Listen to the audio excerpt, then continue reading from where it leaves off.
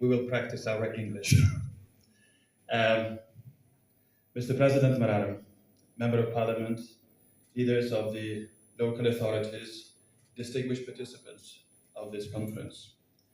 It gives me great pleasure and honor to participate in this special event celebrating the first anniversary of establishment of the National Union of Romanian Employers Southeast.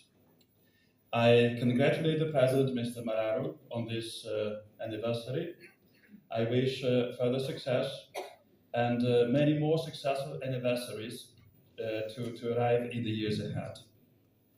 What makes this occasion particularly special for me is that it includes the signing of the Protocol of Cooperation between the Union of Romanian Employers and the Union of Small, Medium and Privatized Enterprises of Ukraine.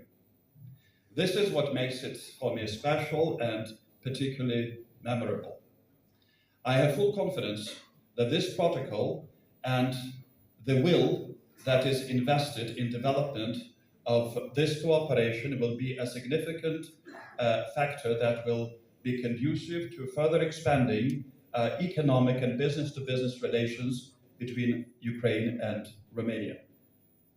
The signing of this protocol at our meeting takes place against very intensive political context between our two countries. You may know and remember that last year the President of Ukraine, Volodymyr Zelensky, visited Romania with an official visit, whereas Prime Minister of Ukraine, Mr. Shmyhal, visited also Romania, and the Romanian Prime Minister visited Ukraine.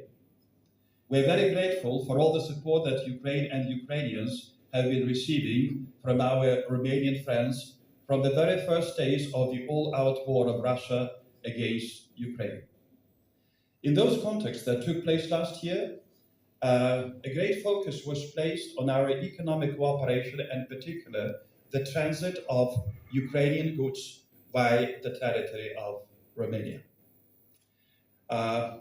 Last year, over 60% of Ukrainian grain products went to the external markets by the territory of Romania, where the port of Constanța played a decisive role. Our two countries, Ukraine and Romania, made a decisive contribution to maintaining global food security, as we directed the grains from Ukraine via Romania to the world markets to feed the people in need and to prevent starvation in many countries in Europe and Southeast Asia. Last year, we have seen the record in our trade over $5 billion. Romania has become a number one importer for Ukraine of fuel. We have seen development of very interesting initiatives relating to the infrastructure at the border, and also the infrastructure that would improve the routes connecting the two countries, because the connectivity between Ukraine and Romania became a key word in terms of developing the strategies for our further cooperation. And this connectivity is decisive at times of war to help Ukraine, but also it will be decisive in times of peace as we embark on reconstruction of Ukraine and as Ukraine advances towards the goal of its membership in the European Union. Let me recall that it was earlier this year that the World Bank, the European Commission and the government of Ukraine produced a report where they estimated that the reconstruction recovery of Ukraine will require at least $486 billion as at the end of December of last year. So nearly $500 billion.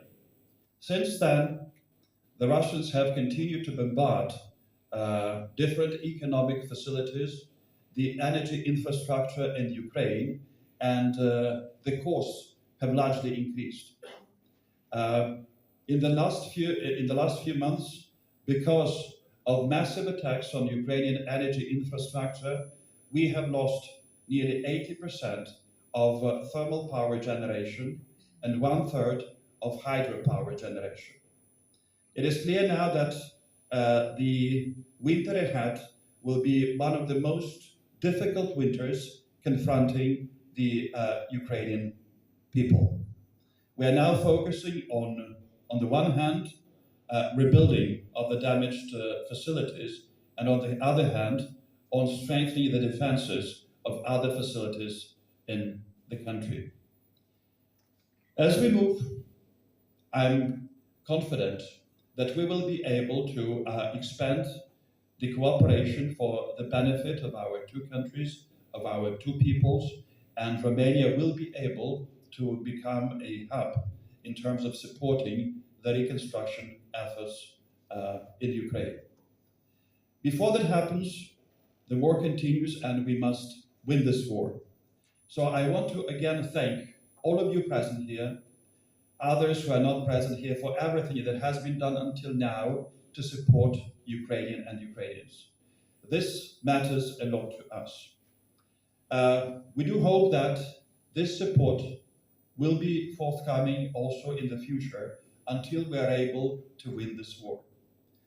Ukrainians are fighting for themselves, but they're also fighting for Europe, for democracy, for freedom, for values that we all share.